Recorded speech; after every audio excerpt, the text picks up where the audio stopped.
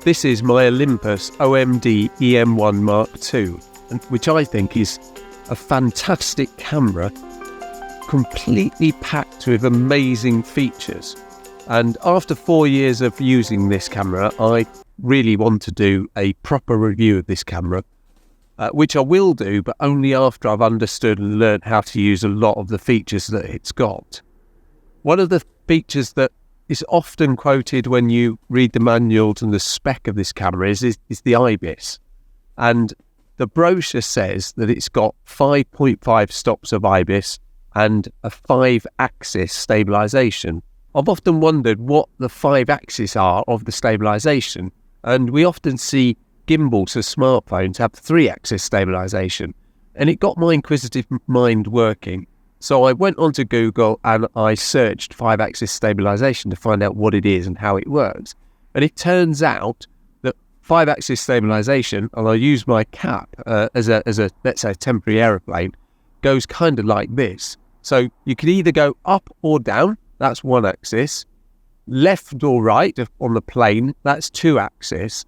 Then you can also, from a point on this cap or aeroplane, it can go up or down, nose to tail. It can go sideways, left or right, and it can also spin.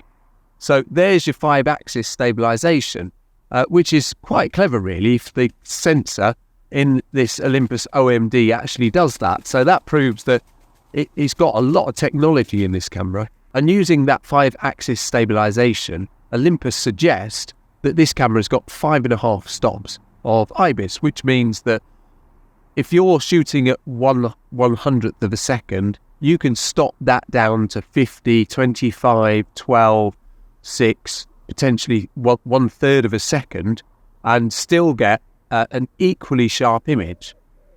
So what I've decided to do in this video is to take my camera with my 12 to 40 kit lens and do a test on this Ibis and see just how far I can take it or how good that stabilization is. Because one thing, it's saying it's good on paper, there's another thing, actually it happening in real life. So I'm going to take this camera and find a nice picture and test out the stabilization.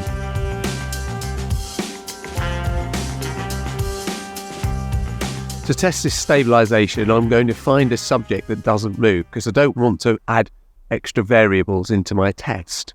And I'm going to take a shot at normal speed, at the normal exposure, at the normal shutter speed, and then I'm going to stop down the camera until I get to 5.5 stops or 6. And then what I'll then do is try to take more pictures at a much slower shutter speed just to see how far I can take it. Once I've taken my pictures, I'm going to jump on my computer at home and just do a comparison with the normal picture and how far I can take the stabilization. I've come to Lincoln's Usher Gallery, where I know there's a couple of sculptures in this little park that I can use that are still subject and that I can sort of try my best to take these pictures. So I'm just going to go and find a nice subject now and we can have a look to see what I found.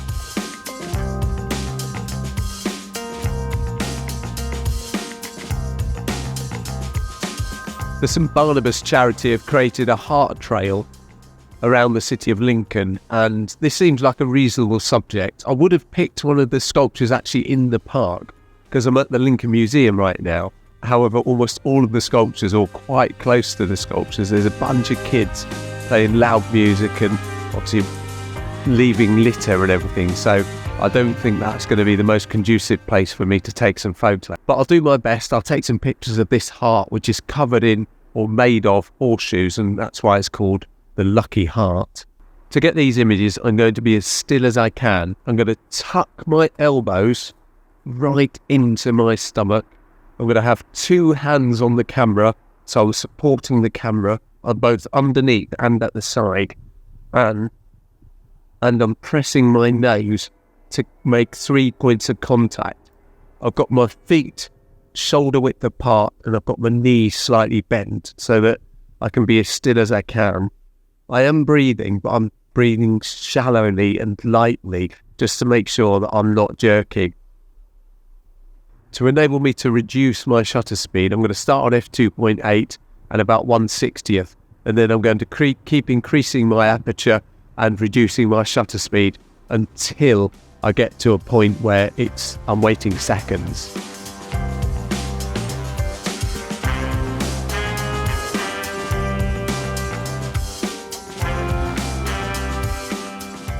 So I've taken a series of pictures from 1/60th of a second right up to 1.6 seconds at f/22.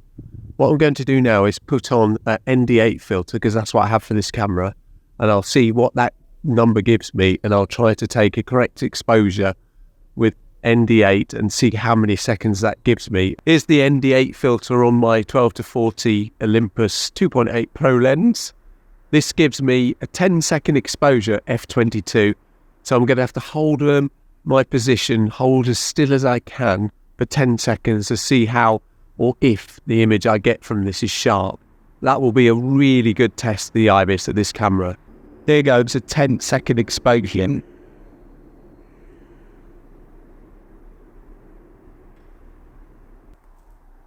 That didn't feel like it was too long, but my body was juddering a bit. Just the thought of trying to hold still for that long. It'd be interesting to see what this picture comes out like, if there's any sharpness in the image at all. If there is, that's either the quality of the camera in the Ibis, or is just the fact that I can keep still like a statue. Let's see.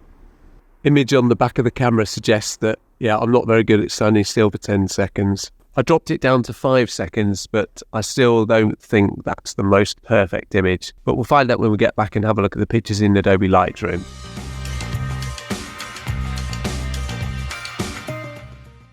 By the power of video editing, I'm back home and on my computer in no time at all. What I'll do is I'll jump on my computer and have a look at the images that I've taken, and just to see how the test went. One thing I didn't mention while I was out, and there's a rule of thumb in photography, your shutter speed should be double or more than double than your focal length. So for me, I was taking my photos at 18mm, so I should have had a shutter speed of at least 1/36th of a second. Obviously, I changed my shutter speed and my aperture all throughout this test, which is okay, but it might have presented a little bit of a challenge. As I said, I'll jump on my computer now and we can have a look at these images and see how they came out, if they came out well at all. Just jumped on my computer and then have a look at the image now. And this first image I'm looking at is what I would class as my base image. And this one I took at 1/30 per second f3.5, which for this lens is a really nice aperture, and it gives you a nice crisp shot. And I can see, looking at this join between these horseshoes and just generally around these horseshoes, this is at 100% and it's perfectly nicely in focus.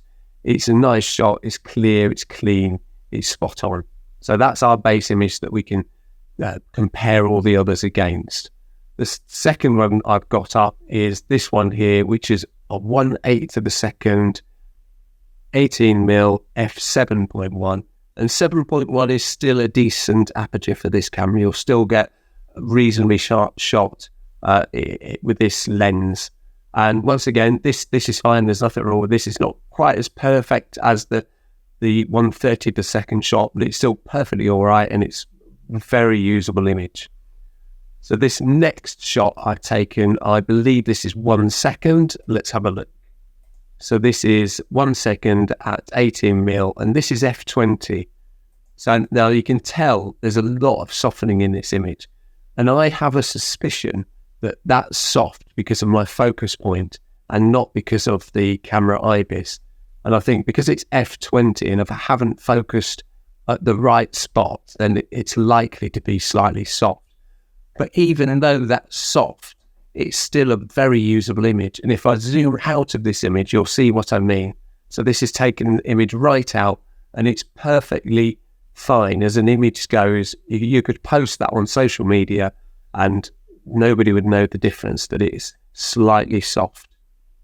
So the next one I've got is 1.3 seconds, and that's pretty much on par with the 1 second shot. So once again, at 1.3 seconds, the Ibis, I think, has worked very well. Like I say, this is f22, and it might be that that's soft because of the aperture and not because of the Ibis. So I'm going with that. I'm going with the fact that it's the aperture. Now it gets interesting because I did some much longer exposures using my ND8 filter, and that gives us the true test. So when I look at this shot, this is 5 seconds with the ND8 filter. Let's have a look at what aperture this was, and just to see where we are. This is f13, so it's not a massive aperture at 5 seconds. This is 19mm, so obviously must have changed the camera focal length a little bit. And as you can see, there's all this extra detail here, all this extra fringing that's gone on. That's definitely from the fact that the Ibis is trying hard to stabilize the image, but at 5 seconds, there's no chance that's not going to do that. And then the lowest image I took was double that length using the ND8 filter, and this is 10 seconds. So once again, there's multiple images within this one image. The Ibis definitely could not cope with my shaky body and the that slow shutter speed, 10 seconds.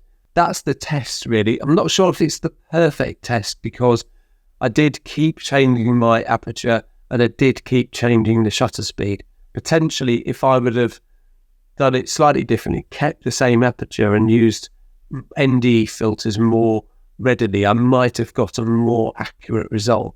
But what this test has told me is that my Olympus OMD EM1 with its 5 stops of, or 5.5 stops of Ibis definitely works. The 5 stops of Ibis work because I can get a very good image, very good, reasonably sharp image at 1.3 seconds handheld on a low light evening. But what it does tell me, I shouldn't try a 5-second image because my body's not stable enough to do it and the camera's Ibis isn't going to do that for me, and I really do need a tripod. So all in all, the Ibis on the OMD EM1 and potentially your camera if you've got Ibis does work, and I've proved that it does work, and I think I've proved that it works to 5 stops. Thank you very much indeed for watching, and I hope this video and this test has been interesting, informative, and actually provided you with a bit of useful content. If you did like the video, I'd be really happy if you would give it a like. It's super simple. All you've got to do is tap that little like button. It goes a long way to help YouTube promote these videos and get me on the algorithm. And also, if you like the content that I do and I've been putting out and I continue to try to make, it would be amazing if you would subscribe to the channel. That kind of gives me the validation that what I'm doing is things that people want to see. Once again, thank you very much for watching, and I'll see you in the next one. Cheerio.